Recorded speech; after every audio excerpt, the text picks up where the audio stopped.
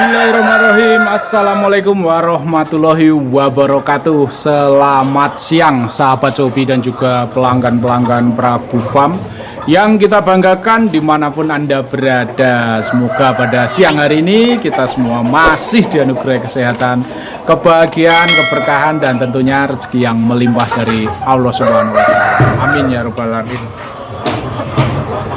Cukup lama nggak bikin konten nih sahabat Sobi, karena memang ya sibukan kerja yang lumayan padat, kesibukan kirim-kirim juga lumayan banyak, dan juga kemarin ada hobi lama yang bersemi kembali, yaitu seneng mancing saya, jadi nggak begitu fokus di konten ayam. Cuma kangen juga rasanya bikin konten untuk bisa berbagi ilmu seputar dunia ternak dan juga ayam hobi, yang semoga bisa membawa manfaat bagi semua sahabat Sobiku dimanapun Anda berada. Oke, nggak ada topik yang pokok yang pengen disampaikan ya, cuma masih seputar dunia ternak aja ya kawan-kawan.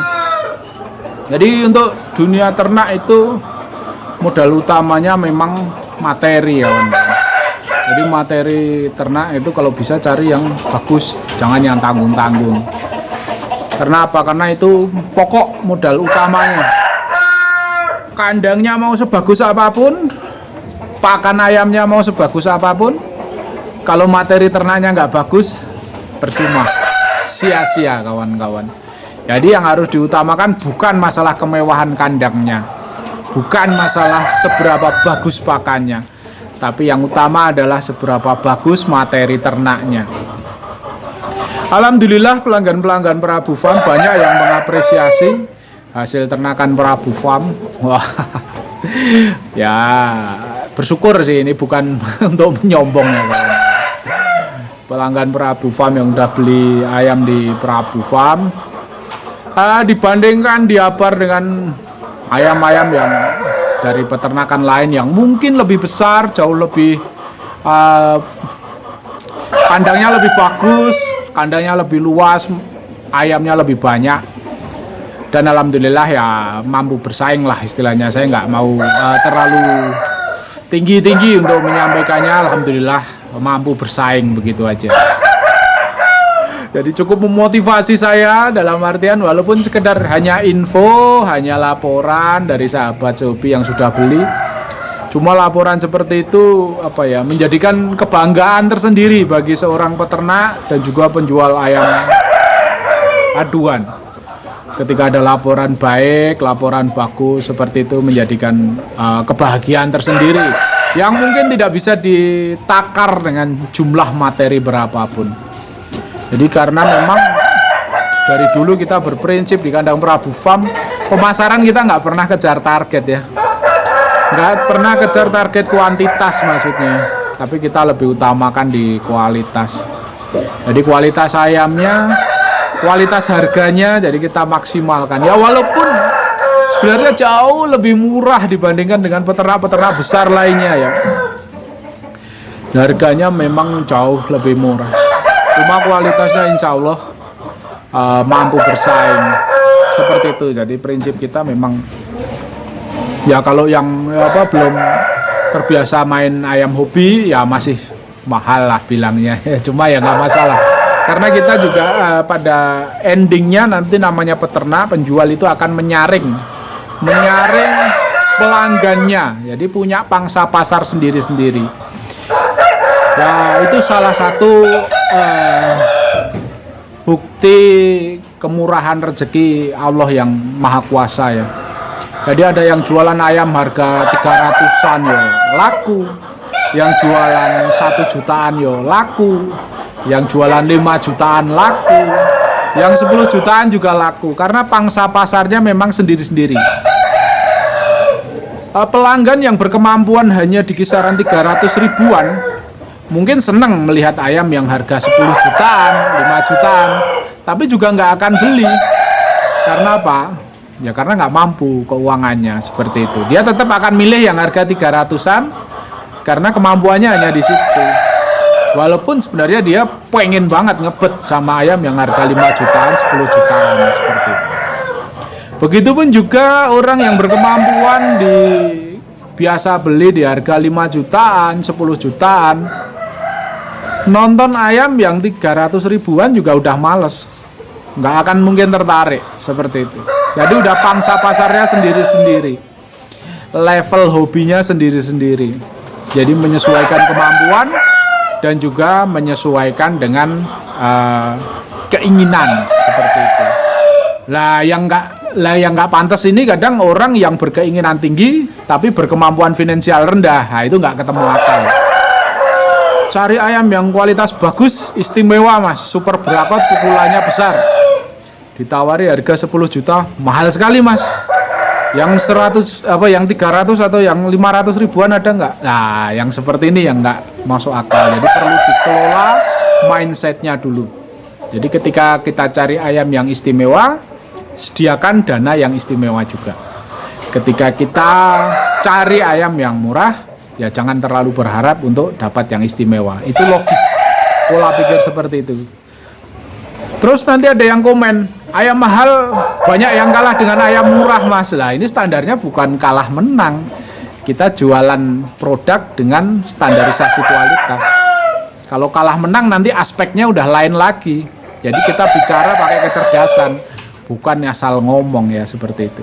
Ayam menang, ayam mahal banyak kalah dengan ayam ayam murah seperti itu. Kita logika aja. Orang beli ayam 10 juta nggak mungkin digandeng sama ayam 300 ribu. Ibarat kata orang beli ayam 10 juta itu T-nya secara logika kita pemain ayam minim 10 juta sama dengan harga ayamnya. Terus orang beli ayam 300 ribu mampu nggak kira-kira taruhan 10 juta melawan ayam yang harga 10 juta seperti itu? Nggak ketemu. Beda dia, tempat bermainnya juga beda. Seperti itu, jadi tidak perlu kita berdebat kusir ya. Komenan kan orang terlalu liar, banyak membahas, tapi kita logika aja, main logika seperti itu. Jadi nggak ketemu, levelnya memang beda. Beli ayam 300 ribuan ya main paling T-nya 500, mentok 1 juta seperti itu. Sementara orang beli harga 10 juta mau main T500 ya sayang ayam. Kecuali orang benar-benar cari hiburan dan awur-awuran. Beli 10 juta totoannya 500 gitu ya. Menang juga rugi, kalah juga rugi karena ayamnya sama-sama rusak seperti itu. Jadi ya itu tadi, tetap ada pangsa pasarnya sendiri-sendiri, tempat bermainnya juga sendiri-sendiri. Jadi ketika kita bisnis ayam, tidak usah khawatir, tidak usah ragu. Kita punya pasar sendiri-sendiri. Ibarat Prabu Farm, wah ayamnya bagus-bagus, semua orang beli di Prabu Farm, tidak mungkin. Itu sudah sudah harus ada kesadaran dalam diri kita. Tidak mungkin orang beli di tempat saya semua. Senang mungkin iya, tapi kemampuan belum tentu dapat seperti itu. Ada orang yang beli ayam aja ongkirnya masih nawar. Ya mohon maaf kalau ongkir saya nggak pernah cari keuntungan di situ. Ongkir itu kita cuma mungut dari agen berapa, ditambah boxnya, ditambah perjalanan dari kandang menuju agen, seperti itu. Kemarin ada juga yang ngecek kirim-kirim luar pulau, dicek di Courier Express Indonesia. Kebetulan mitra kita, agen untuk kepercayaan pengiriman kita, Courier Express Indonesia. Ongkos kirimnya 900 Courier Express Indonesia. Cuma saya tarif dia 1.100.000. Karena apa ya? Karena Courier Express tidak ngambil di tempat saya. Itu masih butuh kemasan, packagingnya kita pakai box. Di sana packaging box itu 50.000. Terus pengiriman ongkos kirim dari Magelang ke Courier Express Indonesia Jogja itu 150.000. Jadi 200.000 untuk transportasi kandang ke Courier Express ditambah boxnya. Jadi kalau mau sama dengan Courier Express, silakan bilang ke agennya nanti ngambilnya di kandang Mas Prabu gitu. Jadi ada logikanya seperti itu ya. Jadi kalau ongkos kirim masih ditawar seolah-olah saya ngambil keuntungannya di situ, itu sangat rimih sekali gitu. Kita nggak cari keuntungan di ongkos kirim. Ayam kita terjual itu udah seneng kita. Jadi ongkos kirim kalau perlu semurah mungkin. Nah ini contohnya bulan Januari ini alhamdulillah Courier Express banyak memberikan tarif yang menurun karena di bulan Januari ini banyak maskapai yang memberikan promo.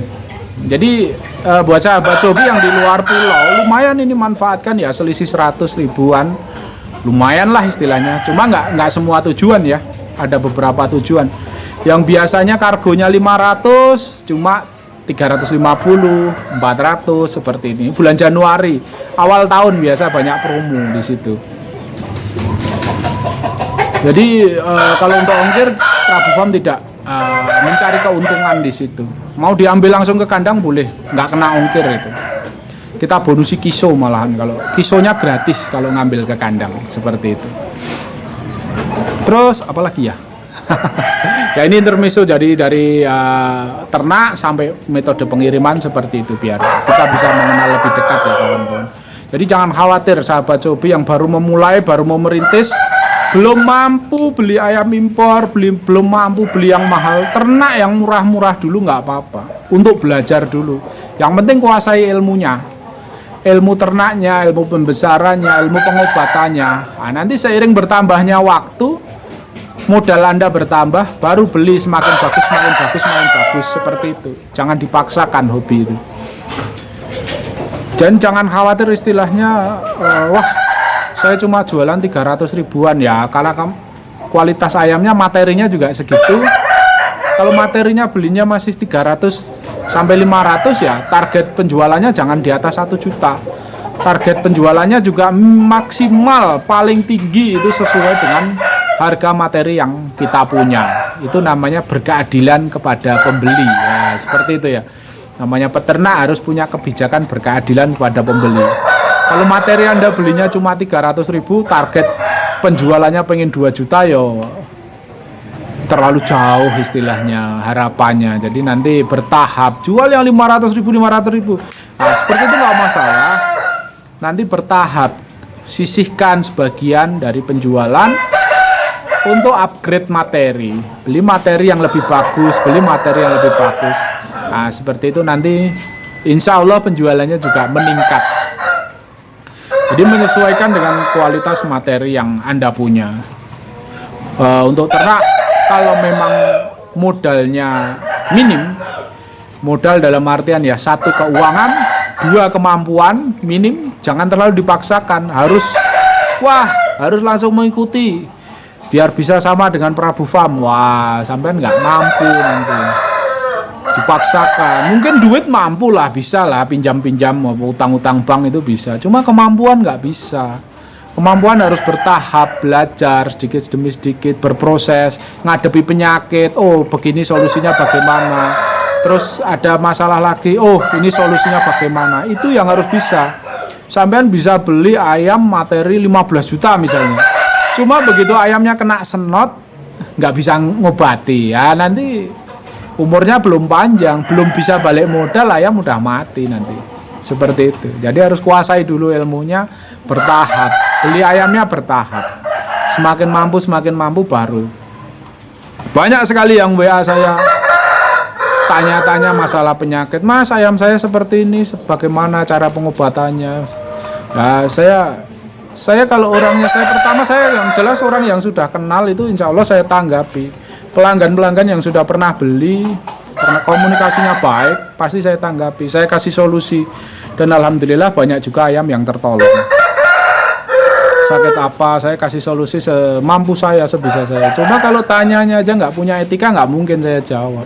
Anda yang perlu saya harus repot-repot seperti itu. Jadi kalau Anda membutuhkan sesuatu, biasakan gunakan etika yang baik, biar orang itu mau membantu. Seperti itu. Tidak ada kewajiban saya harus menjawab pertanyaan Anda. Saya menjawab Anda karena saya menilai Anda orang yang layak dijawab. Seperti itu aja. Oke, begitu ya kawan-kawan. Jadi jangan paksakan dalam dunia hobi. Bertahap, step by step, sambil belajar, sambil tingkatkan materi. Yang penting satu, kuncinya ketekunan. Jangan mudah bosan, jangan mudah putus asa. Ketika kena masalah penyakit harus cari solusinya. Semakin tahu solusinya bisa sembuh gitu, misalnya kena senot ngobati bisa sembuh, rasanya kepuasan tersendiri. Berarti meningkat tingkat keilmuannya. Kemarin nggak bisa ngobatin senot, sekarang bisa ngobatin senot. Terus kena ayam, wah kena masalah lagi, wah berak kapur ayamnya. Bagaimana cara ngobatinya? Nah itu kalau bisa, waduh ilmunya ningkat lagi ya. Seperti itu, step by step. Belajar dari permasalahan seiring berjalannya waktu. Semua berproses. Tidak ada usaha yang langsung dari dasar baru memulai langsung tinggi, itu nggak bisa. Harus berproses karena semua butuh ilmu seperti itu. Jadi harus ada kesabaran, harus ada ketekunan, dan harus ada semangat yang bagus untuk mau terus belajar untuk menjadi lebih baik. Saya doakan semua sahabat-sahabat sehobi Prabu Farm menjadi pengusaha ayam yang sukses, ternakannya bagus-bagus, tarung menangan, kalau jual harganya bisa tinggi sesuai target yang diinginkan. Oke, sekian dulu untuk konten kali ini. Semoga memotivasi dan juga bermanfaat bagi sahabat Sobi dimanapun Anda berada. Salah-salah kata saya mohon maaf. Wabillahi taufik wal hidayah. Wassalamualaikum warahmatullahi wabarakatuh. Salam sukses untuk kita semua.